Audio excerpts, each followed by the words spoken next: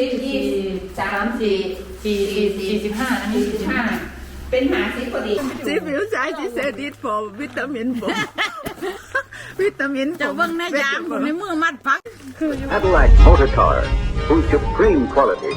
inspiring performance, and breathtaking beauty, greatness, is never achieved suddenly. Good morning from Wannabe Overlander YouTube channel, and today we are heading to Hirvensalmi. There, I think it's in Hirvensalmi area. There is one farm where they sell some vegetables, greenhouses and something like that. So let's go see what we found there. We took the roof cover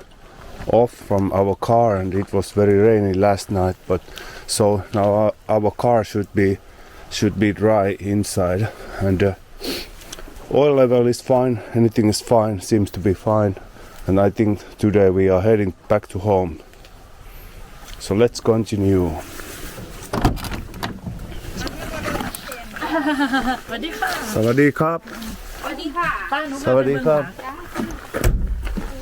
มึงกินบ่อยากได้ไอ้มึงจะได้งานบ่ ค่ะเพราะก็มีโทรศัพท์อยู่ค่ะ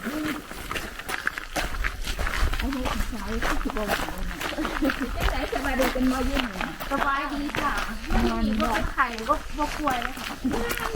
ก็อยู่บ้านมึงไปมาหน่อยค่ะจะมากะเริ่มสิหนาวเดี๋ยวก็ได้กลับบ้านเป็นบ่ค่ะแม่นเด็กกลับเดือนหน้าโอ้นี่ของน่าจะแบบของพี่ของใหญ่ของพี่สุดท้ายของพี่แล้วก็พี่ก็ไปน้องสวยบ่สวยจัง พักซี่นะค่ะ พี่โคตรเก่งจะงามคน ตัวนี้เขาสั่ง ไปเก็บเงินเข้าในประเดี๋ยวมันรู้ว่า ได้เจออย่างดีได้อะไรนี่บอก ไม่ได้อันนี้ เอาที่หลังเอาที่หลังสิบอกปอก ไปเก็บไฮเด้อ จ้า มาละเท่าไหร่ มาละหาจ้า เอามาดูแน่กัน มันอ่ะมีเด็ดน้ำหนัก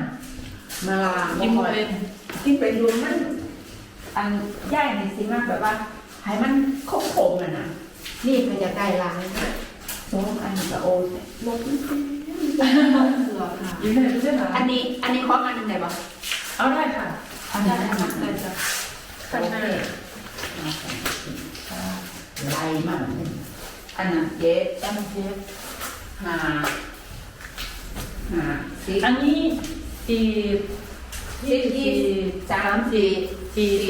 45อันนี้45เป็น50พอดีก็อันนั้น150จ้ากีฬาแทบเรื่องแบบเป็นถุงเขาจะที่ไปเปิดรถเทเบิลคณะตัวที่ไปเปิดเทเบิลมอนเด็ด ให้อะไรผมเลยมาหาด้วยเลย มันก็ต้องแต่แบบนั้นแล้วประมาณมันถูกต้องไม่มองงานนะเขาจะอันที่ว่าเปลืองถึงอะไรหรอกเนาะ ก็จะ ที่ให้ไปเบิ่งรถนะว่ามันมีนักสภาพแล้วมันถึงจะมีหมองยังงานบอก รถคาทีนี่เนาะ อันงานเขาไปเลยหลังเต็มเลยท่าน ใช่เลย เอาใส่ในกระดิ่งไปคนเราไปล่องมองก็ได้คันไม่แบบอันนั้นเขาโค้งอยากรีวิวอัน เอาเดี๋ยวแยกที่มึงนี่หล่ะมึงเก็บมาอยู่มาละ นี่ มาละนี่ไม่คมบ่ ผมบ่พ่อ ไม่คมบ่พ่อ การก็ได้หน่อยนี่การก็ได้ ใส่ผมบอกดิใส่บ่ใหญ่ ที่ว่าจะเอาไปส่งเอา ใส่ตัวนี้ข้างหูว่าคนมันก็จะซอกหรือเอาแต่หน้าก็คือเด็กมันก็จะออกไปทางนั้นแม่ที่แรกจะเลยเอาเที่ยวขี่รถไปเหลือน่าจะเป็นเดือน จำนวนเนาะนอน มันเห็นบ่กันเอาไปนอนลงแน่ โอ้ห้องหนูนั่นไปขายดูอยู่คันนี้อยู่เฮลซิงกิอ่ะ เบิ้งบาง นี่เอาไว้นี่เลยประกันมาคำถาม จะเอาไปไว้ยืนยันแง่เห็นบ่แต่ยังว่าบอกมันเต็มยังว่ารถเนี่ย แต่ว่ามันแง่ตรงไหนอยู่ดอก มันได้ Oh, you can take something inside car too if full. แฮปวันแบกวันเด็ก เต็ม พอได้เจอกันโดนเนาะจ้าพอได้เจอกันโดนจ้ะแต่ปีที่แล้วได้คือให้เบิ้งมันเต็มมารถปิดอันนี้ลงมันสิเสียทำไมตะกี้เจ้ารถตู้ได้มาเนาะรถตู้มันจะเด่งใส่เลยหลายแม่น นี่ลองเบิ่งมันสิเป็นแนวใด คือก่อนมันคิดว่าร ถอันนี้มันก็แม่นนั่นแหละเนาะ อเมริกาค่ะสัมพ่อเด้อ เพิ่นถ่ายรูปพร้อมเด้นะ พูดบนทายขีบบ่ได้ จังซี่ละดีแล้วอันรถอันนี้มันก็แม่นละเนาะฮอลิเดย์รถแบบอเมริกาแบบฮอลิเดย์แบบโซ่ไงไปเรื่อยๆงาม เอ้าแต่ยังว่ามันบ่ได้มารถตู้กันสนักเอาหลายคนหรอก ทั้งในอาศัยบ่ได้แม่นบ่ ทั้งในก็มี ส เสื้ ม อ บัติ ผ้า หลายเสื้อผ้าก็มีที่นอนมีหยังมันบ่หายเด้อคันเฮาบ่เอามาหรือมันก็แบบว่าโอ้ยายมี YouTube เด้ออีหล่ะที่รักอย่าจิบแดด โอ้ยยาวจะมาถ่าย YouTube เอาทาย อันนี้นะยะอันเวลาหน้าหนาวก็เอาเข้าอูแม่นบ่ แม่นนี่ไปนี่ล้างสะอาดแล้วก็เอาเขาไว้เศร้าหน้านี่ก็เศร้าแลนอยู่เนาะนี่ธรรมดาตัวเห็นบ่อันพวกที่เขามีรถแบบนี้เขาบ่แลนหลายเด้ แม่น เขาแลนนี่เอื้อยไปจนที่ทั่วล่ะนี่ ห่วยๆไปโลดตายแล้วบ่ได้ไปอีกดอก การนั้นที่แหละบ่ได้เฮ็ด ข่อยยังอยากไปคือเจ้าอยู่ YouTube แต่ให้นำได้จ้า YouTube สแกนอะโคดบ่ แม่น คิวอาร์โค้ด เดี๋ยวนะเดี๋ยวสิเอาเข้าในโทรศัพท์สิกดไลค์กดแชร์ให้ตลอด โอ้ยขับใจจ้าขับใจก็นี่ล่ะพี่เฮ็ดกับเพิ่นกับอีพอ2คนรถคันเฮ็ดกัน2คน ดีแล้ว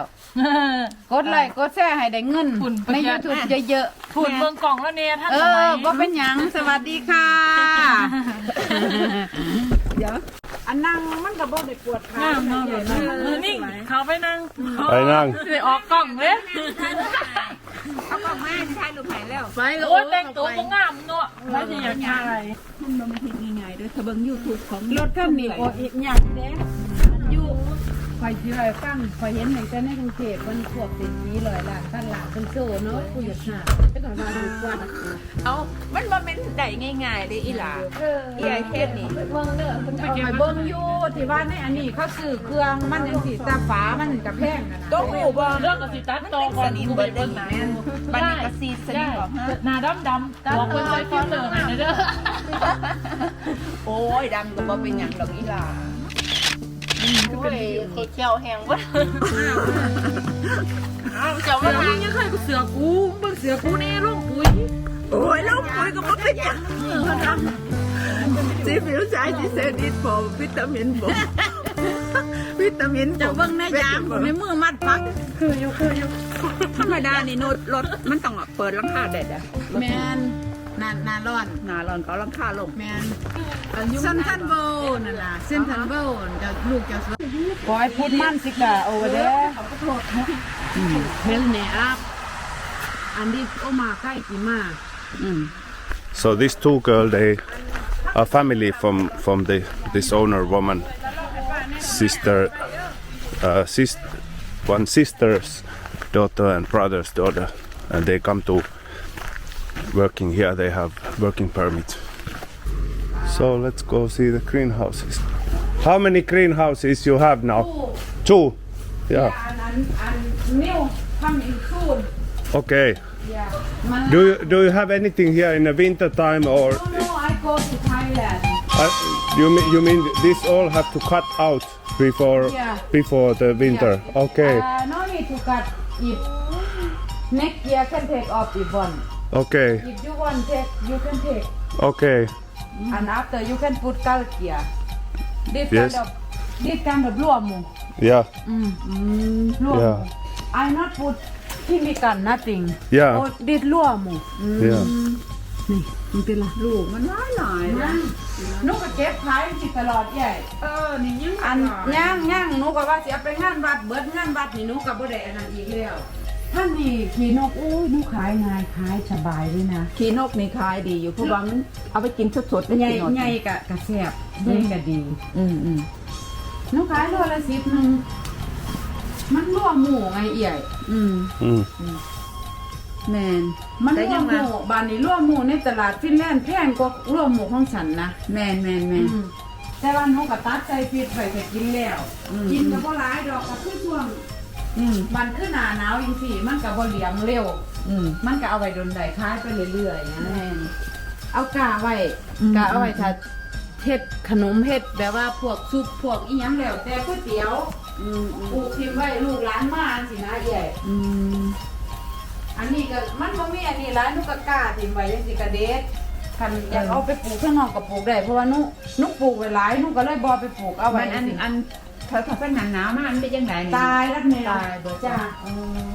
มันหนาวให้มาตัดต่อขึ้นถ้ามันร้อนมันก็ขึ้นเต็มที่ใหญ่ อ๋อลูกที่รักอย่าดิ จ้า เดี๋ยวสิบอก ผักบุ้ง เทิงผักบุ้งเทิงผักอันนี้นะ ต้นนั้นก็หอมเปรย์บ้านเฮาเห็นบ่น่ะเอาไว้ข้างล่างจังซี่นะใหญ่ this one is good มันจะเป็นมลภาแต่พ่อมันก็ตายมันสู่น้ำบ่ได้แมันบ่ล่ะนี่มันสู่น้ำบ่ได้คือผักหอมเปรย์จังซี่เฮาไว้แต่ใส่ลาบใส่ต้มมันก็บ่ตายคันมันเย็นมันก็เป็นเสือล่าเห็นบ่ใหญ่แบบนั้นตัวนี้จะโหบ่อีหยังผักหุมบ้านเฮาได้ค่ะ แม่นบ่ ผักหุมหน่อยนะ อ๋อนี่วันนี้เมื่อนี้มันตายหมดบ่หมดอีท่า ตายเพราะเขาสิเด็ดผักหุมให้เจ้าไปลวกแค่ลวกได้เสยได้อีกคันอันนี้เจ้าลวกเจ้าแกงอ้อมก็ได้นี่ผักหุมกินด้วยน้ำพริกแซ่บได้อีกของบ้านเฮาได้นี่ There is more farming and it's in outside there. And this water. Let's go see another greenhouse. This is huge greenhouse. As you see how long it's. เอาเด้อบัดนี้พี่น้องโอ้ยหน่วยมันแม่ ปิดเข้ามาเลยเชิงรักมึงหอมนอกไปตากไว้ที่เชิงแล้วแนวนั่นพุ่นบักเขือข้างบนมะนาวกล้วยสู Aha, อยู่ okay. ชอบลูกเทีย Yeah, okay. Yeah, here is 2 floor. บักเขือมันกับพ่อท่านอันนี้ปานใดดอก แล้วนี่มาอย่ารถมันไม่หนองไส้เราก็สิไปเอาแล้วนี่เอาของนั่งไปอยู่2 กำเอาผม2-3อย่าง อันนี้หอมเนี่ยเอาไว้แนวได้นี่เอามันเข้า Very nice onions. เอาไปหาเอาไว้ร่องเบิ่งเอาไว้ร่องเบิ่งมันสิเอาไว้ได้บ่ Munakois. หอมแดงบ้านเฮา หอมแดงอ่ะนะ จ้ะ And this all is แด chili. งสิเฮาเอาไปต่อได้บ่วะเฮาเอาไปเสียบ Chili, chili, chili. ได้กับบ่อันนั้นดอกจะรอดไปเลยมันสิเบิดแล้ว This chili. ต้นบักเขืออยู่สั่นสอง ต้นนั้นบัก Full chili. นี่แต่มันสิเต็มไปเบิดตะกี้มันหลายได้ใหญ่ฟังทั้งสิเต็มไปเบิด เพชรยางผักจะจับเพชร แต่อย่างมีเจ้าบ่มันเป็นเสือล่าเขาก็เอามาตรวจหลวงเขาเอามาตรวจหนูไปตอนใดพี่นานี่หนูสิเอากะปิใส่ Hydrogen is over 100%. So this is a very moist air here. Lots of chili. Some trees are planted. I think they are planted different time because they are older chilies. There I see red chilies. So they are here. They are ready. You see here in this tree.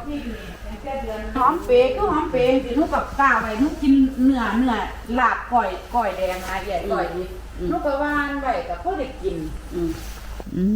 เวลาเขาขาดไปเขาเห็นเขาก็จิ้มเอามาปลูก แน่น บักพริกหน่วยใหญ่มันเขาก็เก็บเอามันก็ขึ้นเรื่อยๆ แน่นคักขนาดตัวนี้เด้อแถมมีสันสองจ้ามันคักแข็ง จ้ะ อ บัดนี้คือหน้าร้อนจังซี่ออโตเมติกมันสิเปิดเองก็เล่มขายไปได้หาได้ซีผักขมบ้านเฮามึงสิล่ะเด็ดจะได้แห่งปง บ่มีสิว่าสิบอันจะ บ่มีคำมาตายคันบ่อันเย็นอีหลีอันนี้มันสู่เย็นบ่ได้เด้ So these greenhouses they cost about 100,000 euros. So it need lots of money for starting. เก็บให้มันไปลวกเลี้ยแหละจะสิไปไหนแล้วเราได้ล่ะเก็บยังอีกอยู่บ่จ้าเล็บปลายเอาตัวค่ะ Yeah. Yeah, you have good place. Yeah. Good place to repair, fix everything here. ตัวนี้ก็เข้าเต็มของบ่วิเลียนี่เด้อ Joo, on täällä. Onko tää ohraa? Kaubali. ซึ่งก็เข้า Tässä lukeekin kaura. ย่อ Joo. Kyllä. And here is one old engine. I think they run with. This is from some tractor, I think, but maybe they use it. I don't know for what. Here is one tractor. He repaired this tractor here. Yeah, yes.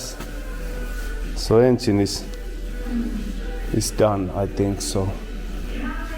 ตัดออกแบบว่า อยู่ ตั จั ด งสิได้สบายอาการก็ดีบริสุทธิ์ สิลมเย็นได้จังไง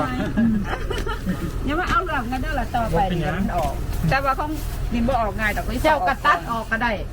I think I make แม่หัวนั่นลูกหมู can eat if you want I can clean with it and after I make แม่หัว ตอนนั้นก็เฮ็ดแล้วนั่นนะเวลากินกับมาอันนี้เอาเอาไปใส่ จังห ฟิ วะ ต พี่ไป น้ำ บ้าน ปัก พี่ กั ก็ น สิ แหน ไปเฮ็ดแม่หัวอันนี้ล่ะบอกลูกหมูเอ้ยเต็มต้นสองต้น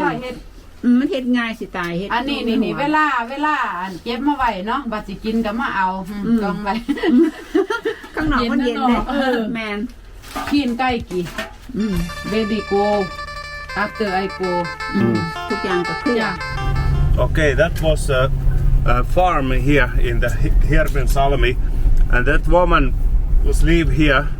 She lived here in Finland already 30 years and never go working something cleaning or something like that. She only run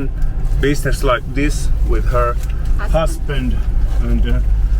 and they have more business every year. So now I don't know which way we turn. I think we have to turn right side. And they say they recommend coming here at the summertime when they have strawberry farms and everything. Now it's autumn and it's low season, but they still have many things in their greenhouses, like you see chilies and some another vegetables. I don't know those English names, but anyway, maybe I can put her link from her website down below. Yeah, we don't know yet where we go. I think this is Mäntyharju. I think we have to go this way. I stop here to looking. I can do now. Greatness is never achieved suddenly. So this looks very special because there's no any coffee shops where to stop to drink some coffee and snacks. So let's go see here. They say in Avoin.